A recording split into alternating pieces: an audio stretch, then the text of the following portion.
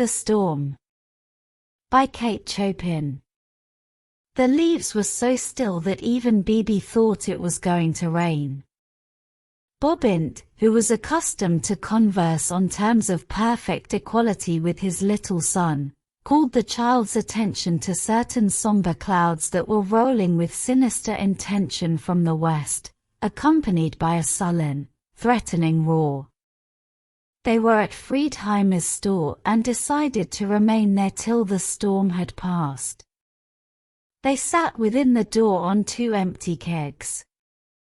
Bibi was 4 years old and looked very wise. "Mum'll be afraid, yes," he suggested with blinking eyes. "She'll shut the house." "Maybe she got Sylvie helping her this evening," Bobint responded reassuringly. "No, she ain't got Sylvie." "Sylvie was helping her yesterday," piped Bibi. Bobint arose and going across to the counter purchased a can of shrimps, of which Calixta was very fond. Then he returned to his perch on the keg and sat stolidly holding the can of shrimps while the storm burst. It shook the wooden store and seemed to be ripping great furrows in the distant field. Bibi laid his little hand on his father's knee and was not afraid. Calixta, at home, felt no uneasiness for their safety. She sat at a side window sewing furiously on a sewing machine. She was greatly occupied and did not notice the approaching storm. But she felt very warm and often stopped to mop her face on which the perspiration gathered in beads. She unfastened her white sacque at the throat. It began to grow dark, and suddenly realizing the situation, she got up hurriedly and went about closing windows and doors. Out on the small front gallery she had hung Bobint's Sunday clothes to dry and she hastened out to gather them before the rain fell. As she stepped outside, Alcée Labelier rode in at the gate. She had not seen him very often since her marriage, and never alone. She stood there with Bobint's coat in her hands, and the big raindrops began to fall. Alcée rode his horse under the shelter of a side projection where the chickens had huddled and there were plows and a harrow piled up in the corner. "May I come and wait on your gallery till the storm is over, Calixta?" he asked. "Come along in, Monsieur Alcée." His voice and her own startled her as if from a trance, and she seized Bobint's vest. Alcée, mounting to the porch, grabbed the trousers and snatched Bibi's braided jacket that was about to be carried away by a sudden gust of wind. He expressed an intention to remain outside, but it was soon apparent that he might as well have been out in the open. The water beat in upon the boards in driving sheets, and he went inside, closing the door after him. It was even necessary to put something beneath the door to keep the water out. "My! What a rain! It's good 2 years since it rained like that," exclaimed Calixta as she rolled up a piece of bagging and Alcée helped her to thrust it beneath the crack. She was a little fuller of figure than 5 years before when she married, but she had lost nothing of her vivacity. Her blue eyes still retained their melting quality, and her yellow hair, disheveled by the wind and rain, kinked more stubbornly than ever about her ears and temples. The rain beat upon the low, shingled roof with a force and clatter that threatened to break an entrance and deluge them there. They were in the dining room, the sitting room, the general utility room. Adjoining was her bedroom, with Bibi's couch alongside her own. The door stood open, and the room with its white, monumental bed, its closed shutters, looked dim and mysterious. Alcee flung himself into a rocker and Calixta nervously began to gather up from the floor the lengths of a cotton sheet which she had been sewing. If this keeps up, die you sate if the levees goin' to stan it, she exclaimed. What have you got to do with the levees? I got enough to do. And there's Bobbint with BB out in that storm if he only didn't left Friedheimers. Let us hope, Calixta, that Bobbint's got sense enough to come in out of a cyclone. She went and stood at the window with a greatly disturbed look on her face. She wiped the frame that was clouded with moisture. It was stiflingly hot. Alcee got up and joined her at the window, looking over her shoulder. The rain was coming down in sheets obscuring the view of far-off cabins and enveloping the distant wood in a grey mist. The playing of the lightning was incessant. A bolt struck a tall chinaberry tree at the edge of the field. It filled all visible space with a blinding glare, and the crash seemed to invade the very boards they stood upon. Calixta put her hands to her eyes, and with a cry, staggered backward. Alcee's arm encircled her, and for an instant he drew her close and spasmodically to him. "Born," she cried, releasing herself from his encircling arm and retreating from the window. "The house'll go next.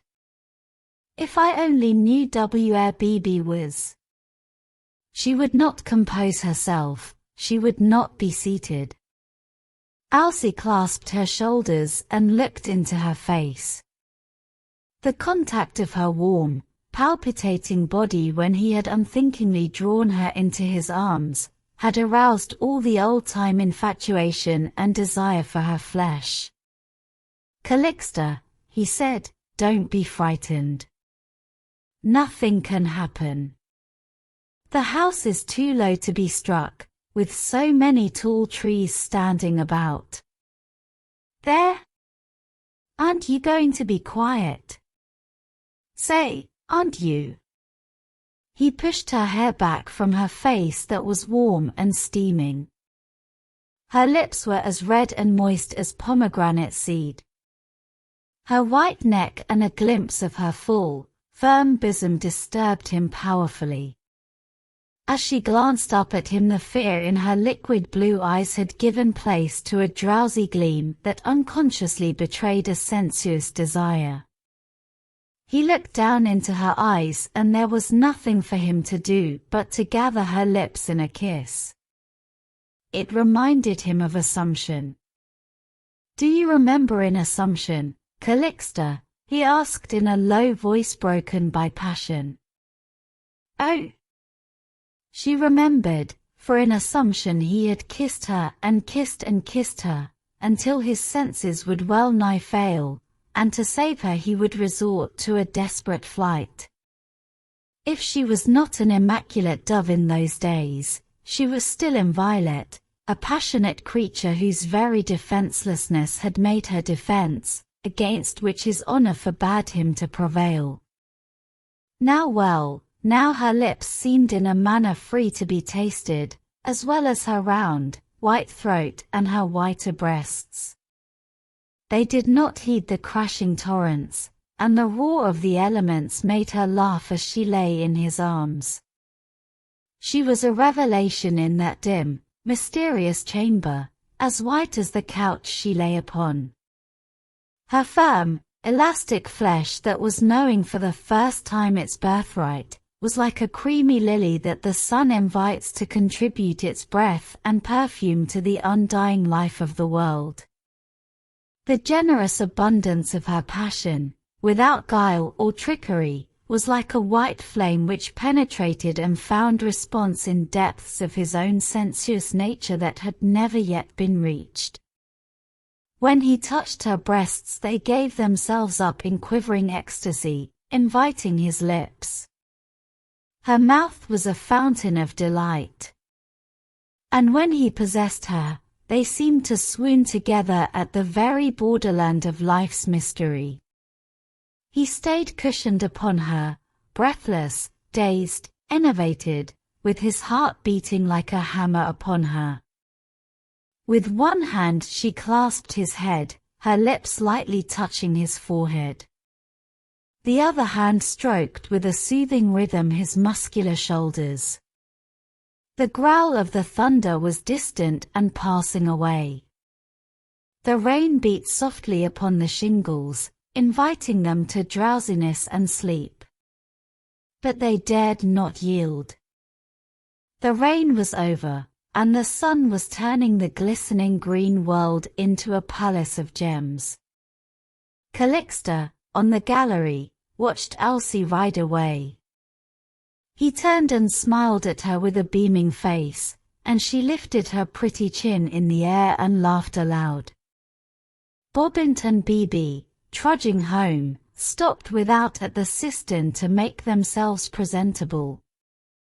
"My Bibi, what will yo mama say? You ought to be ashamed. You ought to put on those good pants. Look at them. And that mud on yo collar. How you got that mud on yo collar, Bibi?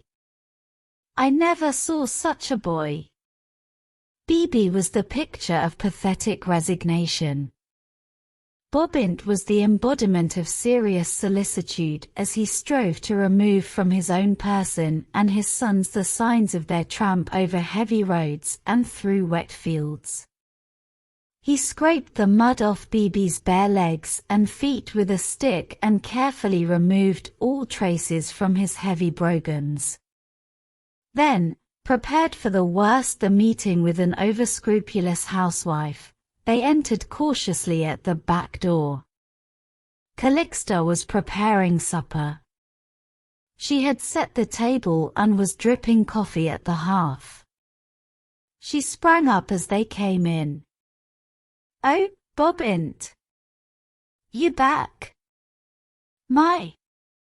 But I was uneasy. "Where you been during the rain? And Bibi? He ain't wet. He ain't hurt." She had clasped Bibi and was kissing him effusively. Bobbin's explanations and apologies, which he had been composing all along the way, died on his lips as Calixta felt him to see if he were dry, and seemed to express nothing but satisfaction at their safe return. "I brought you some shrimps," Calixta offered Bobbint, hauling the can from his ample side pocket and laying it on the table. "Shrimps? Oh, Bobbint! You too good for anything," and she gave him a smacking kiss on the cheek that resounded, "Javaus Arpons, we'll have a feast tonight." Umph. Bobbint and Bibi began to relax and enjoy themselves, and when the three seated themselves at table they laughed much and so loud that anyone might have heard them as far away as Labeliers. Elsie Labelier wrote to his wife, Clarice, that night. It was a loving letter, full of tender solicitude. He told her not to hurry back, but if she and the babies liked it at Biloxi, to stay a month longer. He was getting on nicely, and though he missed them, he was willing to bear the separation a while longer, realizing that their health and pleasure were the first things to be considered. As for Clarice, she was charmed upon receiving her husband's letter. She and the babies were doing well. The society was agreeable. Many of her old friends and acquaintances were at the bay. And the first free breath since her marriage seemed to restore the pleasant liberty of her maiden days. Devoted as she was to her husband, their intimate conjugal life was something which she was more than willing to forego for a while. So the storm passed and everyone was happy. The end.